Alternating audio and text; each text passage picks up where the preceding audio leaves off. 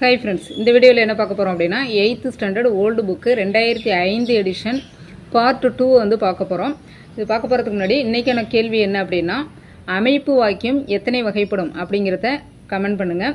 Okay, இந்த வீடியோவில் வந்து நேர்க்கூற்று தொடர்கள், அயற்கூற்று தொடர்கள் இதான் வந்து பார்க்க போகிறோம். வீடியோவை வந்து ஸ்கிப் பண்ணாதீங்க, எண்டு வரைக்கும் பாருங்கள், ஏன்னா நிறைய முக்கியமான தகவல்கள் சொல்லியிருக்கேன். ஓகே, நம்மளுடைய வீடியோஸ் எல்லாம் பிடிச்சிருந்துச்சுன்னா லைக் போட்டு பாருங்கள். உங்களுடைய சப்போர்ட் தான் எனக்கு மோட்டிவேஷன். இதில் பாருங்கள், ஃபஸ்ட்டு வந்து நேர்க்கூற்று தொடர்களை அயற்கூற்று தொடர்களாக மாற்றுக அப்படின்னு சொல்லிட்டு இதில் ஒரு 5 கேள்விகளும், அதே மாதிரி அயற்கூற்று தொடர்களை நேர்க்கூற்று தொடர்களாக மாற்றுக அப்படின்னு சொல்லிட்டு இதில் ஒரு 5 கேள்விகளும் கேட்டிருக்காங்க. டோட்டலாக இந்த 10 கேள்விகளுக்கான விடையை வந்து விளக்கத்தோடு வந்து பார்க்க போகிறோம். நேர்க்கூற்று தொடர்களை அயற்கூற்று தொடர்களாக மாற்றுக. இதுக்கான விதிகள் வந்து 10th old book 9th old புக்கில் இருக்குது, பார்த்துக்குங்க. ஓகேவா? இதில் வந்து ஒவ்வொரு கேள்விக்கான விதிகளை வந்து நான் சொல்லியே எக்ஸ்பிளைன் பண்ணிடுறேன். நீ ஒவ்வொரு நாளும் அதிகாலையில் விழித்தெழுக என்று ஆசிரியர் எனக்கு அறிவுரை கூறினார். இதை வந்து அயற்கூற்று தொடரை மாற்றணும்னா விடை என்னன்னா, ஒவ்வொரு நாளும் அதிகாலையில் விழித்தெழுமாறு ஆசிரியர் தனக்கு அறிவுரை கூறினார். எப்பொழுதுமே வந்து நேர்க்கூற்று தொடரில் வந்து டபுள் கோட்ஸில் வரும் இரட்டை மேற்கோள் குறி. இந்த இரட்டை மேற்கோள் குறி வரும், இந்த என்றுங்கிற சொல்லோட வந்து முடியும். அது வந்து அயற்கூற்று தொடரில் வந்து இது ரெண்டுமே நீங்கும், மேற்கோள் குறியும் நீங்கும், இந்த என்றுங்கிற சொல்லும் நீங்கும். அடுத்தது பார்த்தீங்க அப்படின்னா, அயற்கூற்றுக்கு மாறும்போது அதாவது தன்மையோ அல்லது முன்னிலையோ என்னவா மாறும்னா படற்கையாக மாறும். அப்போ தன்மைனா என்னன்னு தெரியணும், முன்னிலைனா என்னன்னு தெரியணும், படற்கைனா என்னன்னு தெரியணும். இப்போ தன்மைங்கிறது நான், நாங்கள், நாம், இதெல்லாம் வந்து தன்மை. அப்போ முன்னிலைங்கிறது எனக்கு எதிர்த்தாப்புல உள்ளவங்கள்ட்ட நான் பேசிக்கிட்டு இருப்பேன் இல்லையா, அவங்க வந்து முன்னிலை, நீ, நீங்கள். இதை தவிர்த்து இன்னொரு நபர் வருவாங்க இல்லையா, மூன்றாவது நபர், அவன் வருகிறான் அப்படின்னு சொல்கிறோம் இல்லையா, அப்போ அவன் அவள் அப்படிங்கிறது படற்கை. ஓகேவா? இப்போ என்ன சொல்லியிருக்கோம், தன்மை அல்லது முன்னிலை என்னவா மாறும்னு சொல்லியிருக்கோம், படற்கையாக மாறும்னு சொல்லியிருக்கோம். இந்த கொஸ்டினில் என்ன தன்மை அப்படின்னா, எனக்கு அப்படிங்கிறது தன்மை. இது படற்கையாக மாறும்போது எப்படி மாறுது அப்படின்னா, எனக்குங்கிற தன்மை தனக்குன்னு படற்கையாக மாறுது. இந்த இருக்கு இல்லையா, தனக்குன்னு மாறுது. அடுத்தது நேர்க்கூற்று தொடரில் வந்து கட்டளை சொல் வரும், அதாவது விழித்தெழு அப்படிங்கிற கட்டளை சொல் வரும். அது அயற்கூற்று தொடரை மாற்றும்போது அந்த கட்டளை சொல்லோடு ஆறு அல்லது ஆக அப்படிங்கிற சொல்ல சேர்க்குறது மாதிரி வரும். இப்போ இதில் வந்து விழித்தெழு அப்படிங்கிற கட்டளை சொல்ல எப்படி மாற்றிருக்கோம் அப்படின்னா, விழித்தெழுமாறு அப்படின்னு மாற்றிருக்கோம். இதான் வந்து இந்த கேள்விக்கான விதிகள். அப்போ ஒவ்வொரு நாளும் அதிகாலையில் விழித்தெழுமாறு ஆசிரியர் தனக்கு அறிவுரை கூறினார். ஓகேவா? அடுத்தது, நான் காணும் காட்சி என்னை வியப்பில் ஆழ்த்துகிறது என்று கண்ணகி களிப்புடன் கூறினாள். இதற்கான விடை பார்த்தீங்கன்னா, தான் காணும் காட்சி தன்னை வியப்பில் ஆழ்த்துவதாக கண்ணகி களிப்புடன் கூறினாள். இதுக்கான விளக்கம் பார்த்தீங்க அப்படின்னா, நம்ம என்ன சொன்னோம், மேற்கோள் குறி என்று நீங்கும் சொல்லிட்டோம், அது வந்து ஓகே. அடுத்தது நான்கிறது தன்மை, அது வந்து படற்கையாக மாறும்போது என்னவா மாறும்னா தான் அப்படின்னு மாறும். அடுத்தது அதே மாதிரி இங்கே என்னை அப்படிங்கிறது தன்மை, இது படற்கையாக மாறும்போது தன்னை அப்படின்னு மாறும். அடுத்தது ஆழ்த்துகிறது அப்படிங்கிறது நான் என்ன சொன்னேன், இதில் வந்து ஆறு அல்லது ஆக அப்படிங்கிற சொல்லி சேர்க்கணும் அப்படின்னு சொன்னேன். அப்போ ஆழ்த்துகிறதுங்கிறது ஆழ்த்துவதாக. இப்போ தான் காணும் காட்சி தன்னை வியப்பில் ஆழ்த்துவதாக கண்ணகி களிப்புடன் கூறினாள். ஓகேவா? அடுத்தது, நான் மனம் திறந்து பேசுகிறேன் என்று நண்பன் என்னிடம் கூறினான். இதற்கான விடை, தான் மனம் திறந்து பேசுவதாக நண்பன் தன்னிடம் கூறினார். இப்போ இந்த மேற்கோள் குறி நீங்கிறோம், என்றுங்கிறது நீங்கிறோம். அடுத்தது நான்கிறது என்ன, தன்மை. அது வந்து எப்படி படற்கையாக மாறும்போது தான் அப்படின்னு மாறியிருக்கு.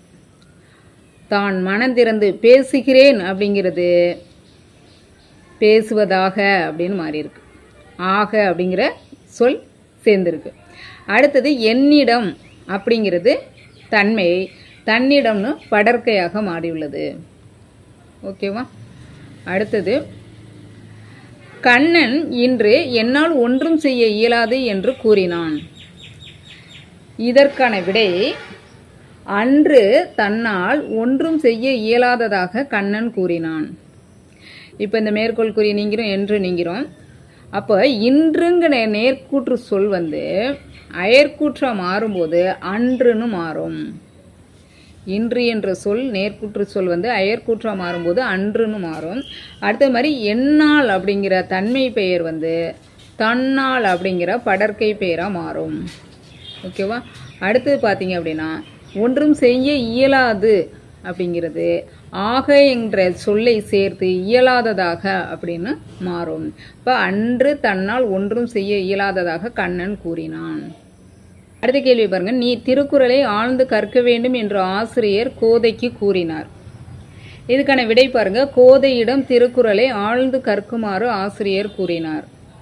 இப்போ நமக்கு தெரியும், இதுவரைக்கும் நம்ம பார்த்தது வந்து தன்மை வந்து படற்கையாக மாறுதுன்னு பார்த்தோம். இதில் வந்து முன்னிலை வந்து படற்கையாக மாறியிருக்கும். ரூல்ஸ் அப்படி தான், தன்மையோ அல்லது முன்னிலையோ ஏதோ ஒன்று படற்கையாக மாறும் அப்படிங்கிறது தான் ரூல்ஸ். இப்போ இந்த இடத்துல வந்து முன்னிலை வந்து படற்கையாக மாறியிருக்கு. எது முன்னிலை? கோதைக்கு கூறினார். யார் வந்து எதிர்த்தாப்பில் சொல்கிறத கேட்குறாங்களோ அவங்க தான் முன்னிலை. அப்போ ஆசிரியர் சொல்கிறாரு, அதை எதிர்த்தாப்பில் கேட்டுக்கிட்டு இருக்கிறது யார்? கோதை. அந்த எதிர்த்தாப்பில் கேட்டுக்கிட்டு இருக்கவங்க தான் வந்து முன்னிலை. முன்னிலை இந்த இடத்துல படற்கையாக மாறுது. அப்போ முன்னிலைங்கிற பெயர் வந்து படற்கையாக மாறும்போது என்ன பண்ணும் அப்படின்னா, கோதைக்குங்கிற முன்னிலை படற்கையாக மாறும்போது பெயரோடு இடம் என்ற வேற்றுமை உருபை சொல்லை சேர்த்தோம்னா முன்னிலை வந்து படற்கையாக மாறிடும். கோதையிடம் திருக்குறளை ஆழ்ந்து கற்க வேண்டுங்கிறது கற்குமாறு அப்படின்னு மாறும். கற்குமாறு ஆசிரியர் கூறினார். ஓகேவா? அடுத்தது அயற்கூற்று தொடர்களை நேர்கூற்றாக மாற்றுக. இப்போ பாருங்க. அவள் கொண்ட கவலையை விடுமாறு தாமரை தன் தோழியை தேற்றினாள். இதற்கான விடை வந்து நீ கொண்ட கவலையை விடு என்று தாமரை தன் தோழியை தேற்றினாள். இப்போ இதில் பாருங்க, அவள்ங்கிற அயற்கூற்று சொல் வந்து நீ என்ற நேர்கூற்று சொல்லாக மாறுது. அவள்ங்கிறது அயற்கூற்று சொல். இந்த விதியெல்லாம் வந்து புக்கில் இருக்குது. அவள்ங்கிற அயற்கூற்று சொல் வந்து நீங்கிற நேர்கூற்று சொல்லாக மாறுது. அடுத்தது கவலையை விடுமாறு அப்படிங்கிற இந்த சொல் வந்து கவலையை விடுன்னு கட்டளை சொல்லாக மாறுது. ஓகேவா? அப்போ நீ கொண்ட கவலையை விடு. டபுள் கோர்ஸ் வருமா நேர்கூற்று தொடருக்கு? எதில் ஆரம்பிக்கிறோமோ அதுலேருந்து அந்த கட்டளை சொல்லோட வந்து அந்த டபுள் கோர்ஸ் முடியும். முடிஞ்சது பிறகு நமக்கு என்றுங்கிற சொல்ல சேர்க்கணும். என்று தாமரை தன் தோழியை தேற்றினாள். ஓகே. அடுத்து நான் மறுநாள் அங்கு சென்றால் பணம் தருவதாக நண்பன் என்னிடம் கூறினான். விடை வந்து நீ நாளை அங்கு சென்றால் பணம் தருவேன் என்று நண்பன் என்னிடம் கூறினான். இப்போ நம்ம நேர்கூற்று டு அயற்கூற்று போகும்போது தன்மை வந்து எப்படி மாறும்னு பார்த்தோம்? படற்கையாக மாறும்னு பார்த்தோம். ஆனால் இங்கே அயற்கூற்றிலேருந்து நேர்கூற்றுக்கு மாற்றும்போது தன்மை முன்னிலையாக மாறும். அதை வந்து குழப்பிக்கக்கூடாது. நான்கிற தன்மை நீங்கிற முன்னிலையாக மாறியிருக்கு. அதே மாதிரி மறுநாள் அப்படிங்கிற அயற்கூற்று சொல் வந்து நாளைங்கிற நேர்கூற்று சொல்லாக மாறியிருக்கு. அதாவது அன்றுங்கிறது இன்றுன்னு மாறுது, மறுநாள் நாளைன்னு மாறுது. இதெல்லாம் வந்து விதிகளில் கொடுத்துருக்காங்க. Old book 9th old book 10th old புக்கில் கொடுத்துருக்காங்க, பார்த்துக்கோங்க. ஓகேவா? அடுத்தது நீ நாளை அங்கு சென்றால் பணம் தருவேன் என்று நண்பன் என்னிடம் கூறினான். ஓகேவா? அடுத்து பாருங்க. அன்பரசி தின்பண்டங்கள் வாங்கி வருமாறு தந்தையிடம் கூறினாள். அப்போ இது எப்படி மாறும் அப்படின்னா, இந்த தந்தையாரிடம் அப்படிங்கிற படற்கை பெயர், தந்தை அப்படிங்கிறது இடம், தந்தையார் அப்படிங்கிறது இடங்கிற வேற்றுமை உருவை ஏற்று படற்கை பெயராக இருக்குது. இந்த படற்கை பெயர் வந்து நேர்கூற்றாக மாற்றும் போது எப்படி வரும்னா தந்தையேங்கிற அழைத்தல் பொருளில் மாற்றலாம். இந்த படற்கை பெயரை தந்தையே அப்படிங்கிற அழைத்தல் பொருளில், அழைக்கும் பொருளில் மாற்றலாம். அடுத்தது இந்த வாங்கி வருமாறுங்கிற வினையச்சத்தை வா அப்படிங்கிற கட்டளை சொல் அல்லது முன்னிலை ஏவல் வினை, ஏவல் வினைனாலும் கட்டளை சொல்லுனாலும் ஒன்று தான், அந்த மாதிரி மாற்ற வேண்டும். அப்போ தந்தையே அப்படின்னு அழைத்தல் பொருளில் குறிப்பிடும் போது நீங்கள் என்ன பண்ணணும்னா விழிக்குறி அப்படின்னு பார்த்துருப்போம் நிறுத்தல் குறியில். ஓகேவா? விழிக்குறி அழைத்தல் குறி, அதாவது உணர்ச்சி குறியை தான் போடணும், ரெண்டும் சேம் தான். ஓகே. தந்தையே தின்பண்டங்களை வாங்கி வா என்று அன்பரசி கூறினாள். நம்ம வந்து நேர்கூற்று தொடரில் டபுள் கோர்ஸ் கொடுப்போம், என்றுங்கிற சொல் சேரும். ஓகேவா? அடுத்தது, போட்டியில் நான் முதற் பரிசு பெற்றிருப்பதாக ஆசிரியர் கூறினார்.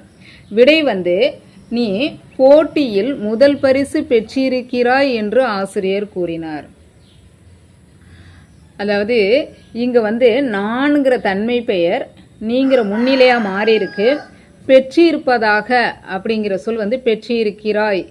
அப்போ எதிர்த்தாப்புல உள்ள நபர்கிட்ட சொல்லும்போது எப்படி சொல்லுவோம்? நீ போட்டியில் முதல் பரிசு பெற்றிருக்கிறாய். அந்த மாணவன்கிட்ட சொல்கிறாங்க, நீ போட்டியில் முதல் பரிசு பெற்றிருக்கிறாய் என்று ஆசிரியர் கூறினார். ஓகேவா? அடுத்தது பாருங்க, நான் முயற்சி செய்தால் முன்னுக்கு வருவது உறுதி என என் தாயார் கூறினார். இப்போ பாருங்க, நான்கிற தன்மை நீங்கிற முன்னிலையாக மாறி இருக்கு.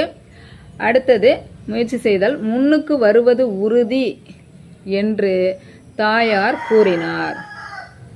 ஓகேவா? ஓகே ஃப்ரெண்ட்ஸ், இது வரைக்கும் நான் சொன்னது வந்து புரிஞ்சிருக்கும்னு நினைக்கிறேன். எதுவும் புரியலைன்னா கமெண்ட் பண்ணுங்கள். ஓகே, பிடிச்சிருந்துச்சுன்னா வீடியோஸ் லைக் கொடுங்க, உங்களுடைய ஃப்ரெண்ட்ஸ்க்கெல்லாம் ஷேர் பண்ணி விடுங்க. நன்றி. நெக்ஸ்ட் வீடியோவில் பார்க்கலாம்.